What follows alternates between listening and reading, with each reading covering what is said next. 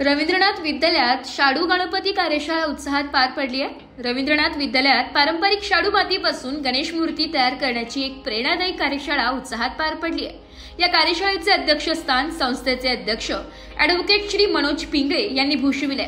या उपाध्यक्ष श्री वसंत राऊत, संचालक श्री हरी काशीकर, संचालिका सौ मृणाल पाठक तसेच शाळेच्या मुख्याध्यापिका डॉक्टर वर्षा देशमुख आणि पर्यवेक्षक श्री राजेश मालवी हे मान्यवर उपस्थित होते। कार्यशाळेत पर्यवेक्षक श्री राजेश मालवी व कला शिक्षिका प्रियंका बर्वे यांनी विद्यार्थ्यांना शाडू मातीची ओळख, मूर्ती घडवण्याच्या प्रक्रिया आणि पर्यावरणपूरक सण साजरा करण्याचे महत्त्व समजावून सांगितले।